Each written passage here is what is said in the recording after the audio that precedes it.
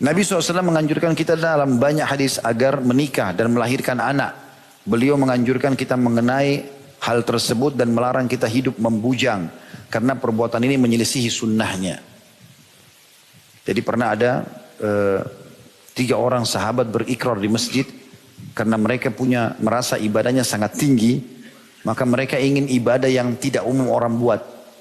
Maka mereka bilang satu sama yang lain, ayo kita ke rumah Nabi SAW. Mungkin di rumah Nabi ada informasi ibadah yang belum kita tahu. Di luar rumah kita sudah tahu semua Nabi buat apa. Mereka datang ke rumah Nabi SAW lalu tanya. Ternyata Aisyah menjelaskan, kalau Nabi SAW di rumah seperti laki-laki seseorang antara kalian. Dia penuhi hajatnya sendiri atau dia membantu keluarganya. Bahkan Nabi SAW pernah menjahit sendiri sendalnya yang putus. Maka mereka seakan-akan menganggap ingin informasi yang lain. Seakan-akan mereka anggap ini kok cuma seperti ini ya. Maka 3-tiganya berikrar di masjid. Dan didengar oleh sahabat-sahabat Nabi yang lain. Yang satu bilang mulai sekarang saya tidak mau tidur malam hari. Mau sholat tahajud sepanjang malam.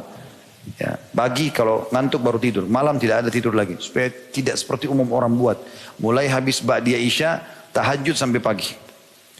Yang kedua mengatakan saya mulai sekarang puasa tidak mau buka puasa.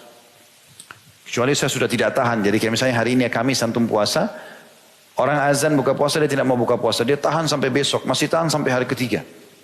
Dia mau buat berbeda. Yang ketiga bilang mulai sekarang saya nggak mau nikahi wanita.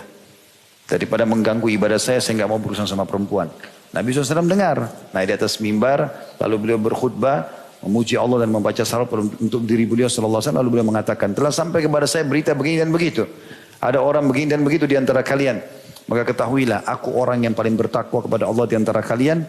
Aku tidur di malam hari dan aku sholat. Artinya Nabi habis isya tidur. Tapi nanti bangun sepertiga malam. Aku juga berbuka puasa. Di bawah maghrib boleh puasa. Buka puasa. Dan aku menikahi wanita.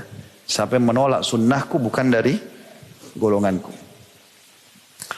Kata beliau, saya kemukakan kepadamu saudaraku yang budiman sejumlah hadis yang menunjukkan hal itu. Yang pertama, nikah adalah sunnah para rasul. Nikah adalah salah satu sunnah para rasul. Lantas apakah engkau akan menjauhinya wahai saudaraku yang budiman? Kata beliau.